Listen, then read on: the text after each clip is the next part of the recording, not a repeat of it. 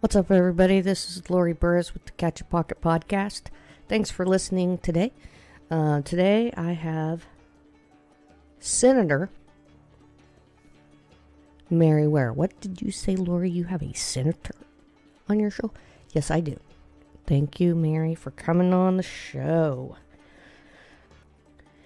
Anywhere that's Wichita friendly and good for our city, I see Mary, and she's there supporting locally owned businesses. And I think maybe we used to live in the same part of town because I believe, and this, I might be wrong about this, but I think I've seen Mary at the grocery store.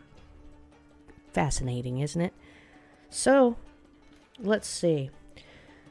Mary won the senator spot that was left empty by Mr. Lynn Rogers. She won with 10 votes on a 17 voting committee secret ballot. No one knows who voted for who, but 10 of them voted for Mary, and she won Lynn Rogers' seat, who was appointed or voted in lieutenant governor under our new governor, Laura Kelly, I'm proud to say. Which makes me think, not only are Republicans trying to get fresh blood in there and get rid of the people that caused all the problems and debt and whatnot that we're dealt with at this time, what we're faced with at this time, by voting for an unconventional nominee, let's call him. So, but the left is thinking the same way with nonconformists, people that want CBD, THC, supplemental ways to get energy, non-polluting water, not poisoning our environment. We want some of that too, and if it works for the right, it'll probably swing the other direction. Because that's what it always does. The pendulum swings both ways, guys. So, I do apologize for not getting this podcast out before the governor took her oath of office. But because at the end of it, Mary talks about the subsequent rally that happens the next day called the Kansas People's Agenda. And they give the people State of the State, which I'm going to put the webpage for the Kansas People's Agenda and for Mary's page and anything else I could think of on the Podbean app. That's where I just keep my page. So, thank you for listening today. But let's catch a pocket with Senator, social justice advocate, and Senator Mary Ware.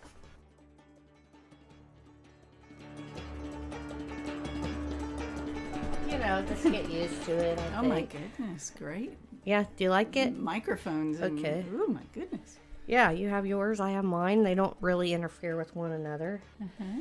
So, I guess, just to start out with, would you like to introduce yourself?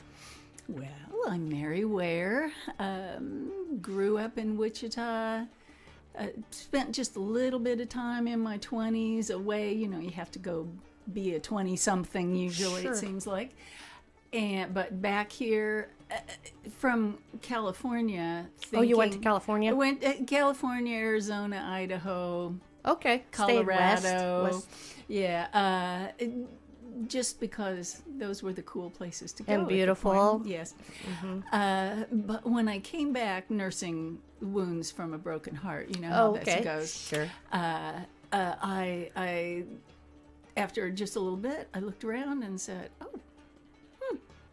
you know what?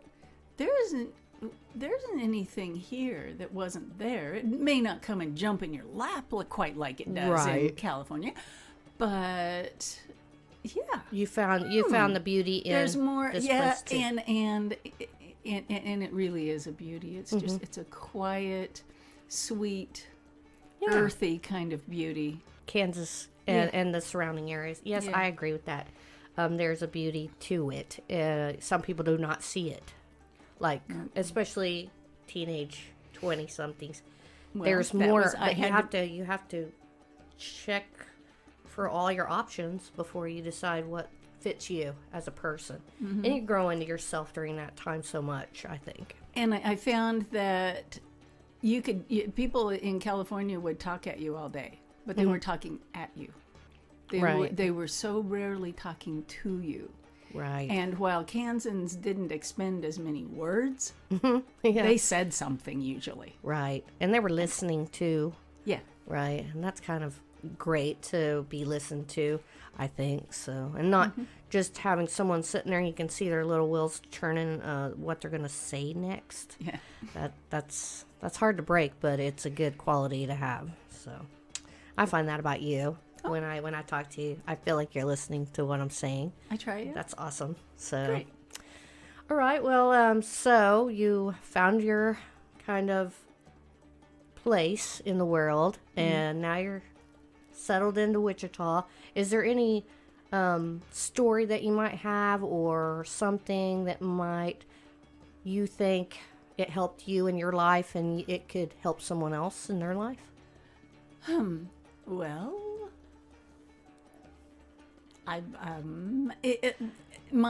when I was thinking earlier, I was thinking, oh, she wants to know what inspired me.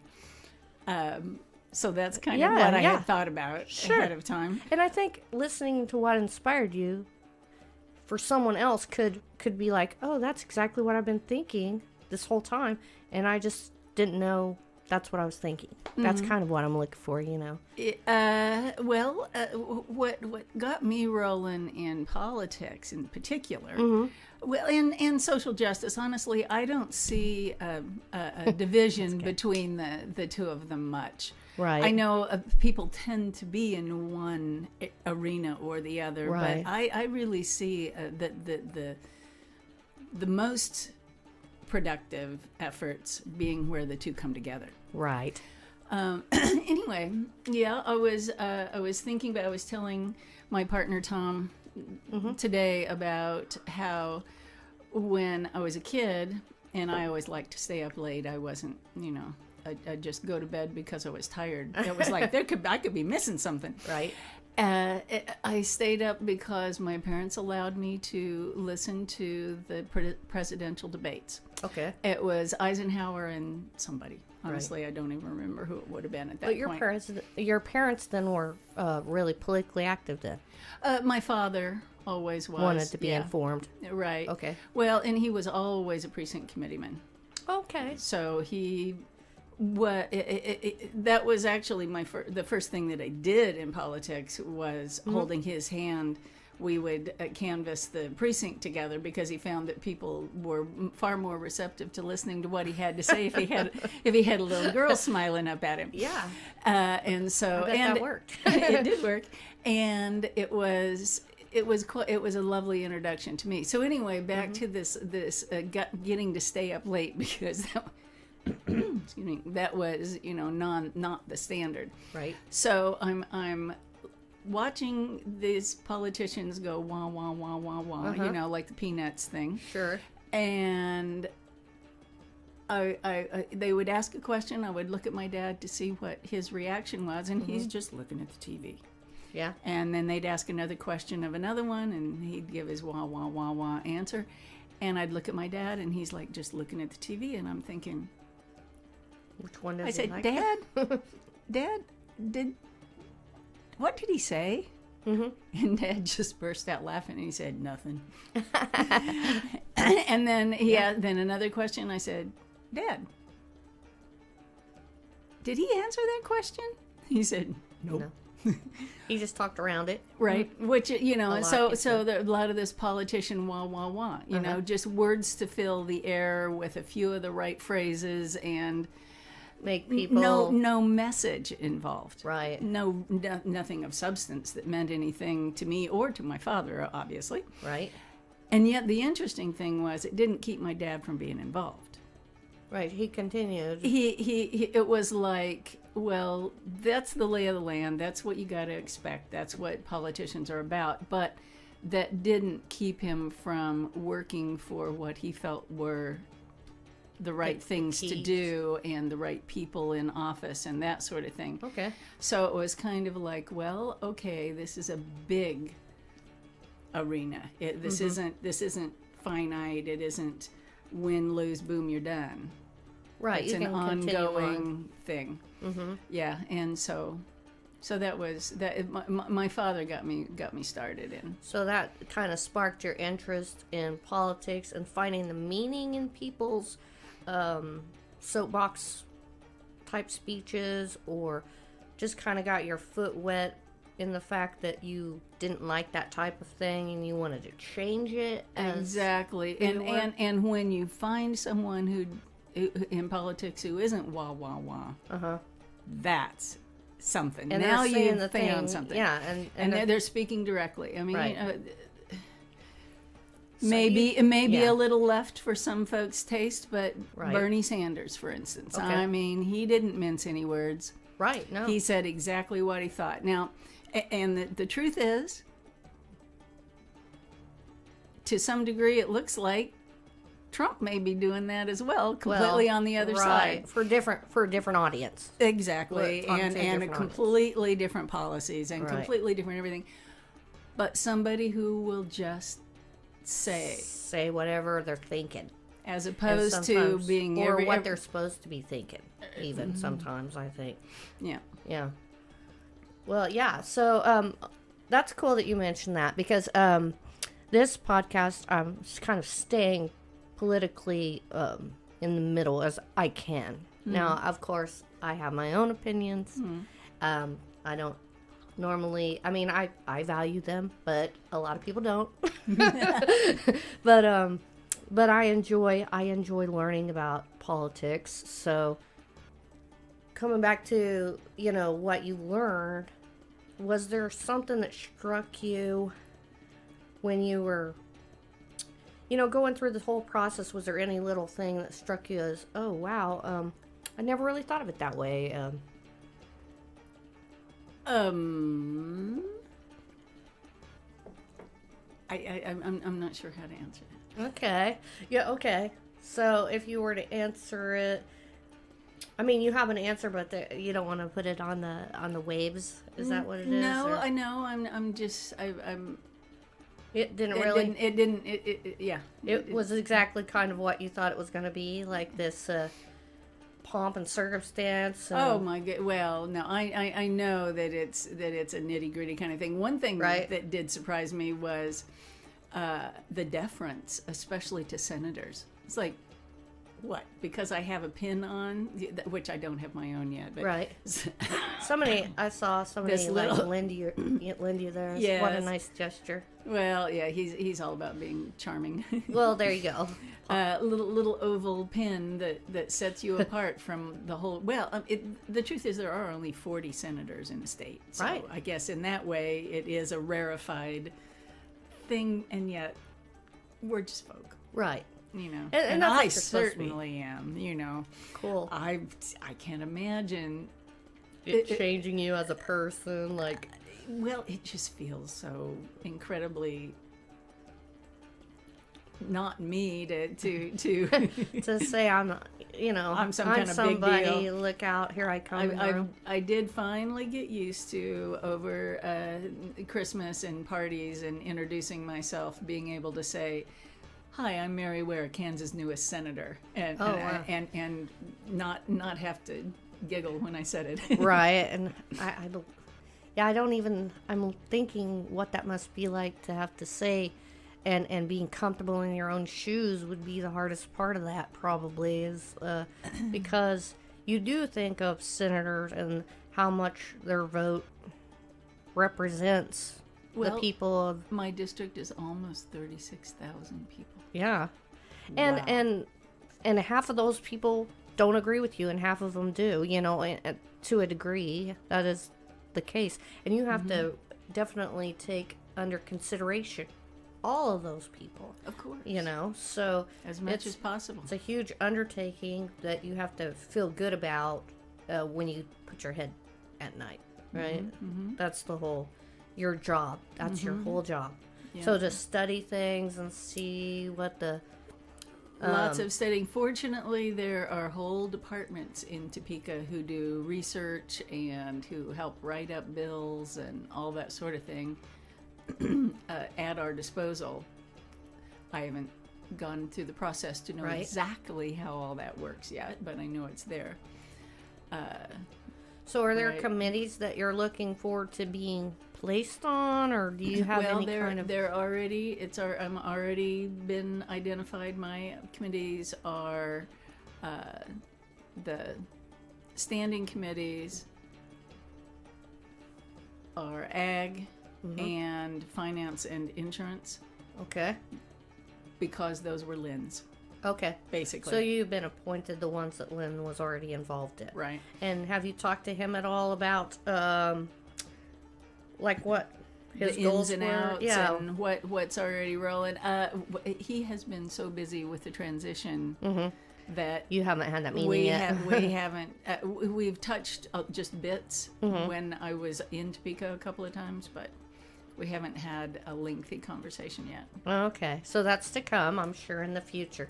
Because I'm sure he cares a lot about those programs. And, and once you work so hard on something and then... He's a he's a deeply caring, oh, he is. I've human seen him being. at so many art events in Wichita. Because he just loves art. And he loves listening and learning, just like me and a lot of people.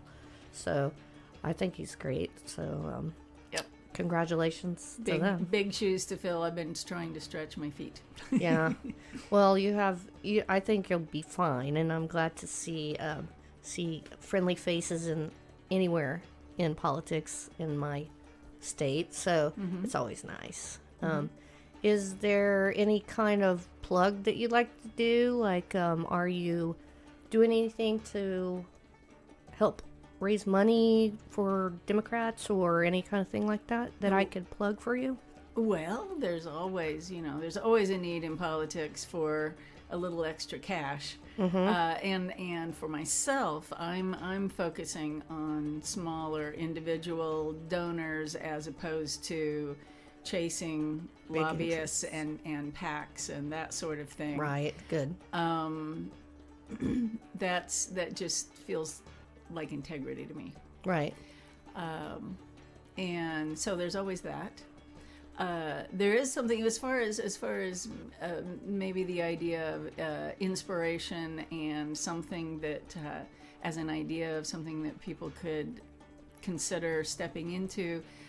A very easy, very exciting event is coming up the day after the governor gets sworn in, and she gives her State of the State address and all that sort of thing. For several years running now, the day after, there's been a big rally in the State House. Have you gone to it ever? No, I haven't. The organization is called Kansas People's Agenda. Okay. It's a loose coalition of all sorts of organizations, churches, individuals, movements, nonprofits. And they gather at the Capitol? In the Capitol building, in the rotunda, upwards of 1,000 or more. And wow. If you've ever heard the acoustics in the rotunda, when you start getting 1,000 people no, I haven't. Yelling or singing in unison, it is huge. Cool. You have never heard anything quite like it before. It still makes my hair stand on end thinking about it nice. In years past. There's 16 points this year. They range from everything from immigration and racism and LBGT issues, nice. Gender issues, economic justice, education, on and any and all of those kinds of, gosh, that's just reasonable levels, reasonable gun laws, right? Regulations and these kinds of things, and supports goes on, and those that's the general platform. The idea is that after speeches and rally and that all the folk then split off, knowing where their senators and representatives' offices are, and they go and deliver their personal story to their legislator, so that not only is there this, I mean, you cannot be anywhere in that building without hearing this, okay? Wow, you can be in the cloistered, tiny doors closed, and you are still going to hear this. So there's that. But then all these individuals are visiting are visiting with their representatives on that day to deliver the people's state of the state. Cool. Yeah. That is really cool. And it is, I mean, that to me, that's inspiring. Okay, being in that big a group and with that much unity and in unison, essentially saying, even though, you know, each individual's one issue is probably a little, you know, their center is going to be here and somebody else's center is here, but they're coming together nonetheless to have a big, broad, unified and voice. Have people that stand for the same thing you have with you. Right. And it's like the power of numbers type of deal. And listen to Exactly. us because we're really here. Well, That's and cool. and who put you here anyway, buddy? Mm-hmm. You know, and now I'm on the other side of this, Exactly. which is pretty interesting. I can't wait. But I can't wait. I'm gonna be really exciting. excited. Yeah. I'm excited for you, Mary, and I don't want to keep you too long because I know you're on a tight space schedule and you're, you know, getting fitted for a beautiful gown. I can't wait to see it. Well, hope you take a picture. Have to find it first. Yeah. Well, yes. But I'll place all of your links on my page. Wonderful. And I wish you all the best luck in Topeka. So thank you so much for coming, and I appreciate it. Of course. All right, maybe we can have you back again and tell another story when you get something in the office kind of thing that you're like, you've got to hear this. This is great. So there you go. Yeah. All right. So that works. Thank you.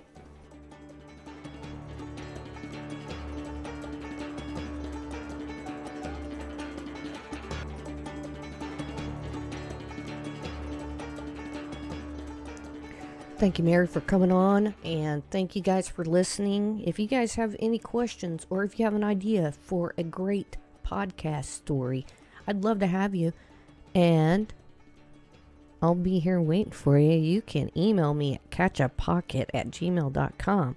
I'm also on Facebook, Instagram, and I just added to Twitter at Catchapocket. This podcast is available on Podbean, Google Play. I've also got it on TuneIn and Spotify. Special thanks goes to Phil and Fletcher Burris for helping me with the technical aspects of producing a podcast. I also use pictures from Jeff and Zach Tuttle all the time, so thank you guys for allowing me to. Kirk Runstrom for the music, and Lisa for allowing me to use it on and around this podcast. I also like to thank anyone who supports this podcast and takes the time to listen. I hope y'all catch a pocket you can be proud of. See you next time.